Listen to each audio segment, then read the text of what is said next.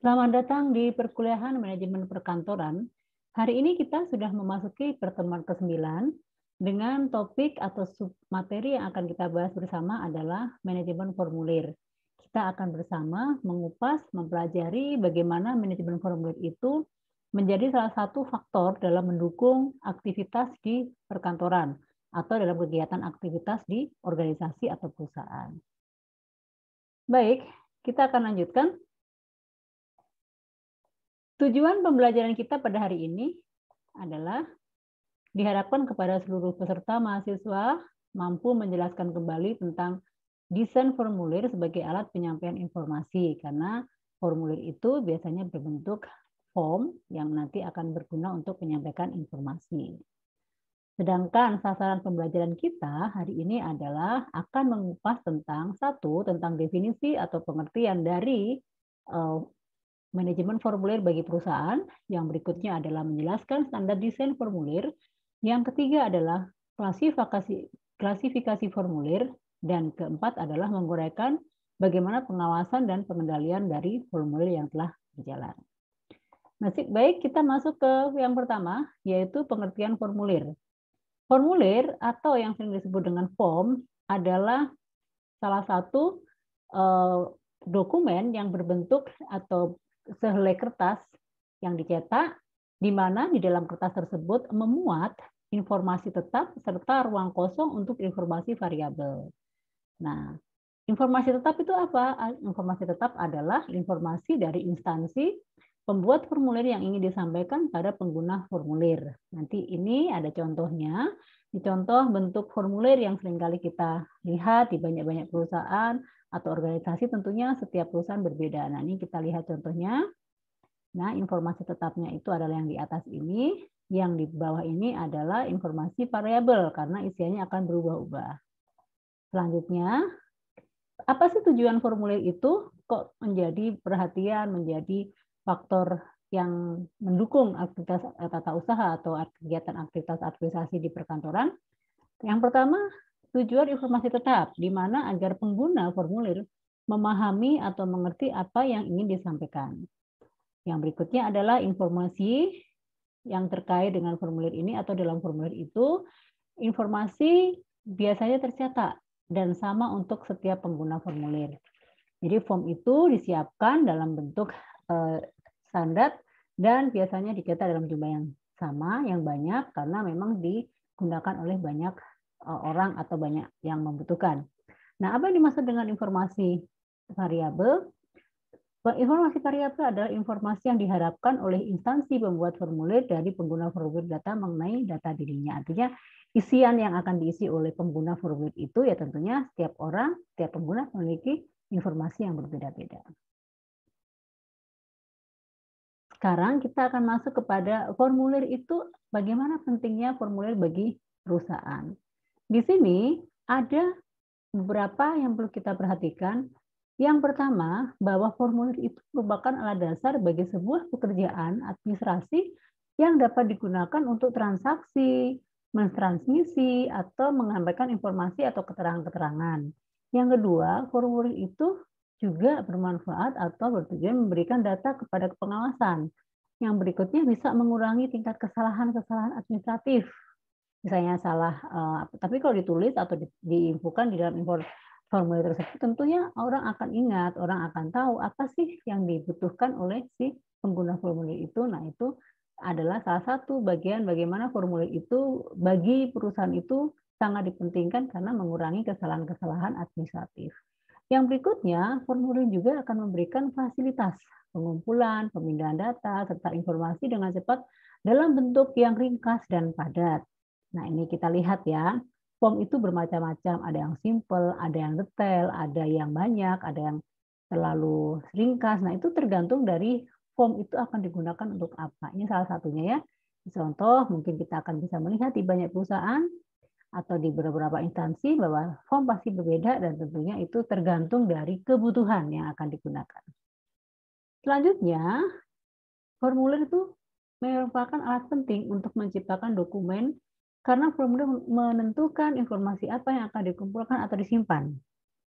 Yang berikutnya, Dan formulir itu bagi organisasi menjadi penting karena formulir dirancang sesuai dengan kebutuhan, sesuai dengan aktivitas, keseringan pengguna atau karyawan atau orang lain itu, konsumen itu membutuhkan informasi-informasi yang ingin diperoleh dan atau ingin disampaikan. Nah, sementara kita harus fokus kembali bahwa manajemen formulir adalah salah satu fungsi manajemen arsip dinamis yang dirancang untuk memperoleh pengumpulan dan distribusi informasi secara efisien. Jadi, formulir atau manajemen formulir itu salah satu aktivitas pada yang berfungsi menjadi manajemen arsip dinamis. Kenapa arsip dinamis? Karena memang digunakan saat itu atau tiap hari dan masih dalam rentang waktu yang dilakukan setiap harinya atau rutin, kegiatan rutin. Jadi arsip dinamis itu bisa dibilang arsip yang masih digunakan setiap hari atau masih mendukung aktivitas rutin. Gitu. Nah, ini juga contohnya. Sekali lagi kita menampilkan beberapa contoh-contoh dari beberapa formulir sesuai dengan kebutuhan unit kerja, sesuai dengan kebutuhan perusahaan, dan tentunya setiap perusahaan memiliki form yang berbeda-beda. Tujuan formulir sendiri adalah bagaimana untuk mengetahui bagaimana membuat desain formulir, tujuannya untuk memproduksi formulir tersebut, serta yang terakhir itu formulir itu nantinya akan didistribusikan atau mendistribusikan formulir-formulir untuk kegiatan yang ada di perusahaan. Nah, ini standar desain formulir. Standar desain formulir itu ada tujuannya, ini desainnya. Contohnya di sebelah ini adalah contoh formulir yang didesain sebagai standar untuk, misalnya kalau di sini contohnya sebagai Bank Mandiri, formulir yang ada di Bank Mandiri, ini seluruh Bank Mandiri memiliki standar yang sama. Ya, ini formulir pengkinian data itu sama seluruh Indonesia. Ini adalah standar desain formulir salah satunya. Banyak sekali kita bisa lihat contoh-contoh, misalnya rumah sakit, terus misalnya sekolah, ya, kantor-kantor yang misalnya yang memiliki cabang banyak itu pasti standarnya sama. Nah, jadi standar desain formulir itu digunakan untuk apa sih? Yang pertama akan menentukan data dan informasi apa saja yang layak direkam. Yang berikutnya akan menentukan kualitas kertas dan formulir, informasi yang dianggap penting bagi organisasi atau sangat vital bagi keberlangsungan hidup organisasi akan menggunakan kualitas kertas yang tinggi. Maksudnya apa ini? Artinya, jika formulir itu memang kebutuhannya untuk kepentingan jangka panjang, kepentingan yang urgent, kepentingan yang penting bagi organisasi, tentu akan dibuat formulir yang menggunakan kualitas kertas tinggi. Tapi kalau untuk kebutuhan sehari-hari, misalnya permintaan barang dari gudang, permintaan fotokopi, pembelian ATK biasa, itu formnya biasa saja. Artinya kan itu habis pakai. Kalau misalnya dalam sisi produksi itu menjadi form yang habis pakai. Tetapi ada dokumen-dokumen dalam bentuk formulir yang digunakan dalam jangka panjang. Misalnya surat perjanjian, misalnya sertifikat. Nah, itu kan form-form yang atau formulir yang memang memberikan informasi sangat penting yang tidak menjadi yang selamanya. Jadi bisa menjadi sesuatu yang vital, penting, dan itu sangat dibutuhkan oleh organisasi. Nah, ini contoh formulir. Kalau kita masuk ke klinik, contoh klinik ya, setiap klinik juga memiliki standar yang berbeda. Kadang ada logonya, kadang biasa saja. Kalau kita masuk ke health center atau rumah sakit yang lebih bagus, lebih besar, itu biasanya lebih lengkap, lebih bagus, atau desainnya juga pasti berbeda-beda. Ini contoh saja.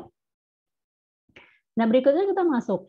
Nah, apa yang dimaksud dengan informasi tetap? Sekali lagi saya jelaskan bahwa informasi tetap itu merupakan ukuran normal dari komponen yang dilakukan pengecekan. Sementara informasi variabel itu contohnya data pribadi, seperti nama, usia, jenis kelamin. Tentunya setiap pengisi dokumen atau mengisi formulir itu pasti berbeda orang. Nah, ini yang disebut variabel, bisa berubah-ubah. Tetapi kalau informasi tetap itu adalah isian data yang menjadi standar yang akan diketahui oleh banyak orang, yang bisa dibaca, yang diketahui maknanya dipersepsikan secara umum sama oleh si pengguna formulir tersebut. Nah, di sini kita akan masuk ke klasifikasi formulir. Ada dua. Ada formulir internal dan formulir eksternal. Yang dimaksud formulir internal itu artinya formulir yang berhubungan dengan lingkungan dunia kerja kita berada, atau formulir yang berada, yang dikembangkan, yang dipakai sehari-hari di aktivitas kantor atau di perusahaan atau di organisasi setiap harinya. Jadi dilakukan atau yang membutuhkan ya orang karyawan itu sendiri. Nah, sementara formulir yang eksternal itu tentunya formulir yang digunakan untuk pihak luar, yang kita misalnya kerjasama, kita harus mengirim surat ke instansi yang lainnya, kita mengadakan proyek, nah itu adalah formulir yang digunakan untuk pihak luar perusahaan. Ya, jadi misalnya order penjualan, permohonan pembelian, bahan baku, formulir. Nah, ini contoh-contoh form yang harus diisi ya. Nah, di sini misalnya form-form yang dari eksternal seperti ini, ya. Lanjut kita masuk ke contohnya seperti ini. Jadi kalau yang form internal itu untuk internal sendiri, kalau ini untuk eksternal, artinya memang disebar untuk di luar karyawan, di luar pegawai yang ada di perusahaan tersebut. Nah, bagaimana tujuan penggunaan formulir yang baik? Ada dua di sini, ada secara umum dan secara khusus. Secara umum bahwa pengendalian operasional agar tercapai efisien dan dalam perusahaan. Artinya tujuan penggunaan formulir itu untuk pengendalian juga. Aktivitas operasional itu adalah aktivitas agar bisa tercapai secara efisien dalam perusahaan. Nah, berikutnya secara khusus, formulir itu satu, mempermudah dan mempercepat kelancaran kerja. Ya, dengan adanya format yang bagus seperti formulir, maka pengguna tinggal mengisi sesuai panduan yang sudah ada sehingga pekerjaan lebih cepat. Tujuannya seperti itu. Dan yang kedua adalah formulir menghindari adanya pengulangan, khususnya untuk informasi tetapnya agar hemat waktu dan tenaga serta biaya. Jadi supaya tidak ada duplikasi informasi, supaya tidak ada duplikasi data, dan formulir ini adalah cara untuk menghindari hal tersebut. Nah, secara khusus juga itu penggunaan formulir itu bertujuan untuk menegaskan informasi yang dikehendaki, baik informasi yang ingin disampaikan pada pengguna, informasi tetap, maupun informasi yang diinginkan dari pengguna, informasi variabel. Yang berikutnya tujuan lainnya adalah memungkinkan dicapainya keseragaman. Yang kelima adalah mempermudah dalam pengarsipannya. Tadi kita sudah singgung di awal bahwa manajemen arsip itu merupakan bagian dari manajemen arsip dinamis. Nah, maka kalau misalnya memiliki formulir yang standar atau sudah bisa didapatkan informasi, maka setelah itu adalah pengarsipan. Jadi memang prosedurnya seperti itu. Yang keenam adalah menimbulkan kesan atau image formal atau image profesional. Benar sekali. Kalau setiap perusahaan atau organisasi memiliki formulir atau memiliki form-form yang mendukung pekerjaan atau mendukung mendapatkan informasi atau penyampaian informasi, maka itu harus dibuat bagaimana kesan formulir itu sederhana tetapi dianggap sebagai suatu proses atau profesional dalam mendukung suatu pekerjaan atau kegiatan di perusahaan. Nah, desain formulir. Nah, kita masuk ke desain formulir. Bahwa formulir itu tidak asal buat, formulir itu tidak asal disusun, tetapi harus melihat apa kebutuhannya, informasi apa yang kita perlukan. Desain ini dibuat berapa ukurannya, A4K atau A5K, untuk kepentingan apa, internal atau eksternal. Nah, itu perlu diperhatikan. Ada beberapa hal dalam membuat desain formulir itu tentunya dengan tujuan, maksudnya apa ya? Di sini ada 4 desain formulir itu dengan memperhatikan hal-hal tersebut. Satu, mempertimbangkan fungsi ya. Fungsional berarti kita fungsinya untuk apa sih gitu. Jadi informasi atau form itu tidak sia-sia, memang dibutuhkan untuk penyampaian informasi. Bagaimanapun manusia itu memiliki keterbatasan ya. Ada faktor lupa, ada faktor tertinggal dan sebagainya, miss gitu. Kalau tidak tercatat secara lengkap di dalam formulir tersebut, maka itu juga akan mendukung atau menghambat pekerjaan. Yang berikutnya dengan mempertimbangkan fisik ya. Jadi fisik itu desain bentuknya ya. A5, A4 itu kan bentuk ya desainnya, sehingga itu menjadi pertimbangan. Yang berikutnya adalah bagaimana desain internal dibuat, apa yang membedakan, dan kenapa kok harus ada desain formulir internal dan juga formulir desain internal. Yang pertama, kalau untuk formulir desain internal itu pertimbangannya lebih pada efisiensi. Jadi karena untuk kebutuhan rutin saja, terkadang tidak memperhatikan jenis kertasnya, ukurannya, tetapi informasi atau masukan atau kebutuhan yang akan disampaikan oleh pengguna ataupun sebaliknya itu harus diperhatikan. Yang terakhir adalah desain formulir eksternal. Nah, ini desain formulir untuk yang berasal dari luar. Nah, pertimbangannya adalah ya kalau kita keluar berarti kan akan mengangkat atau mendongkrak atau menginfokan sebuah perusahaan atau informasi dari perusahaan kita, tentunya juga salah satunya adalah mengangkat citra. Mau tidak mau, form itu harus dibuat profesional mungkin, desainnya sudah dilakukan cross-check untuk penulisannya, jenis fontnya, untuk siapa, dan menggunakan kertas apa itu sudah ditentukan. Kalau eksternal itu bukan kita membedakan bahwa eksternal harus lebih bagus, tidak. Tetapi karena kebutuhannya adalah memang mengandung image ya, image dari citra perusahaan, dan ini akan meningkatkan kepercayaan masyarakat kepada perusahaan, ya tentunya harus memiliki desain yang sedikit lebih profesional atau lebih bagus dari desain yang internal. Bukan bagus dalam arti ini tidak artinya supaya citra dari perusahaan kita, supaya tujuan kita juga tersampaikan, maka perlu didesain dengan standar yang sedikit berbeda dengan desain formulir internal. Nah, yang berikutnya prinsipnya seperti apa sih kalau kita membuat formulir itu? Karena formulir itu memang yang menyiapkan adalah perusahaan. Dari mana sih asalnya dipayatnya? Dari karena kebutuhan, banyak pertanyaan, atau mengingat karya yang terlalu banyak, sehingga orang lupa apa yang disampaikan, atau lupa yang ingin dikerjakan, maka perlu formulir. Formulir itu juga biasa sebagai reminder ya, pengingat, oh bagian ini minta ini, oh bagian ini kemarin mendapat surat ini. Nah, itu kan untuk mengingat semuanya. Ya, tentunya prinsipnya dalam menetapkan tujuan formulir itu, formulir tersebut digunakan untuk apa? Kepentingannya apa? Nah, ini ya contohnya misalnya untuk pengurusan ATK, untuk pembelian barang, atau bagaimana formulir untuk mencatat kehadiran disiplin karyawan, termasuk cuti, dan banyak lagi. Nah, yang berikutnya adalah prinsipnya harus menentukan informasi tetap serta informasi variabel. Jadi form itu tidak membingungkan si penulis, tetapi juga ada makna yang disampaikan melalui form tersebut. Harus ngapain atau petunjuknya. Misalnya petunjuk pengerjaan soal. Nah, itu adalah termasuk dalam informasi tetap yang tidak akan berubah-ubah gitu. Terus selanjutnya prinsipnya harus selalu melakukan atau membuat analisa identifikasi formulir seperti nama, seperti kode, logo perusahaan, dan lain-lainnya. Terus menyediakan ruang khusus yang cukup untuk data ya, karena ini lebih mengarah ke arsip, jadi perlu bagi perusahaan yang sudah established atau udah fix atau sudah sudah stabil, itu pasti akan menyiapkan semuanya itu dengan menyediakan ruangan yang cukup untuk menyimpan data. Terus bentuk di formulirnya pun harus disepakati dalam perusahaan itu ada tim khusus yang mengurus tentang pengadaan formulir tersebut. Nah, ini bagaimana pengawasannya? Pengawasan itu adalah evaluasi atau meninjau kembali dari fungsi atau dari formulir yang sudah dilakukan atau yang sudah digunakan. Yang pertama, pengawasan dilakukan adalah untuk formulir dapat ditangani dengan efisien, agar formulir selalu melakukan pembaruan dan tidak terjadi tumpang tindih antara bagian, sehingga ini juga mampu penekanan untuk biaya pengelolaan atau mengurusi atau manajemen formulirnya itu sudah bagus semaksimal mungkin atau perlu perbaikan. Nah, itu adalah bagaimana melakukan pengawasan terhadap form yang sudah didistribusikan.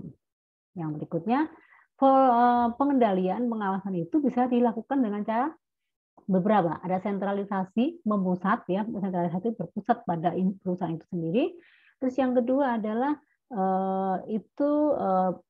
desentralisasi ya. Nah, sentralisasi itu apa? Umumnya pada setiap bagian dan jelaskan sebagai adanya kesatuan dan pengawasan dari unit pengawasan formulir. Yang kedua adalah tujuannya pengendalian mengevaluasi adalah menyimpan dan mengumpulkan semua formulir yang digunakan pada satu bagian. Jadi itu kita akan melihat pengecekan file atau folder untuk setiap unit kerja itu sudah terlihat atau sudah ada rekapannya. Yang berikutnya adalah membuat daftar bagaimana semua kegiatan itu, semua prosedur pekerjaan kantor itu yang perlu atau sangat diperlukan dalam lingkungan perusahaan. Yang kelima, mengklasifikasikan dan memberi tanda pada semua formulir sesuai dengan prosedur formulir tersebut digunakan. Jadi harus diurutkan per hari, mungkin kalau perlu per jam, Saya pagi jam 8 telah mengeluarkan atau menggunakan atau ada permintaan dari ini, dari unit kerja sesuai dengan form yang diisi. Jam 8, jam 10 ada meeting. Nah, itu adalah contoh-contoh kegiatan yang ada di perusahaan di mana kita melihat ikutan kegiatan yang memang membutuhkan formulir dari jam 7, jam 8, jam 10 itu adalah kegiatan di mana itu ada formnya. Jadi kalau misalnya kita melihat atau membuat daftar itu pasti akan berurutan. Kalau kita nanti belajar arsip itu ada namanya variabel berdasarkan peristiwa atau berdasarkan waktu. Itu bisa dilihat.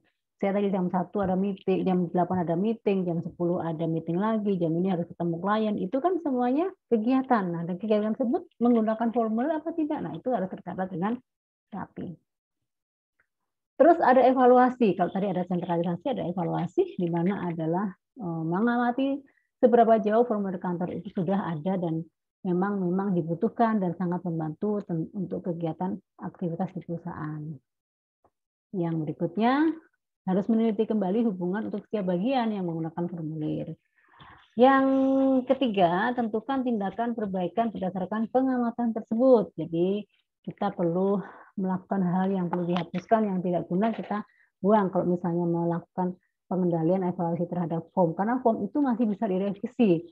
Yang kurang bisa ditambahkan, yang kebanyakan, yang mungkin membingungkan pembaca atau pengisi formulir itu juga perlu dihilangkan, dihapuskan. Itu bisa dilakukan sewaktu-waktu bila ada memang dibutuhkan. Misalnya itu semacam kalau itu adalah edisi revisi gitu. Jadi perubahan form itu bisa disebut sebagai edisi revisi. Nah, terus yang berikutnya adalah adanya apakah ada yang perlu digabungkan atau dikomunikasikan. Terus tentang hal-hal apa saja yang perlu diperbaiki. Nah, yang berikutnya adalah tindakan perbaikan. Itu ada namanya standarisasi. Jadi form itu yang ada di perusahaan itu yang beredar di tempat kerja atau di perusahaan atau di sekolah atau di perguruan tinggi itu pasti ada form. Tapi dari form itu biasanya akan ada masukan, ada akan peninjauan, oh perlu diperbaiki, atau terlalu panjang, atau bahasanya terlalu menyulitkan. Nah, itu namanya proses pengendalian pada tahap bagaimana kejadian atau trouble yang terjadi dalam form itu bisa dilakukan standarisasi, melakukan standar. Jadi tindakan pengawasan terakhir di mana setelah dilakukan penelitian secara mendalam dan dipastikan bahwa formulir adalah paling cocok dengan kebutuhan perusahaan, maka formulir tersebut harus distandarkan. Jadi dibakukan. Standarkan itu artinya dibakukan. Nah, kita sudah masuk kepada latihan. Ada di akhir pertemuan hari ini.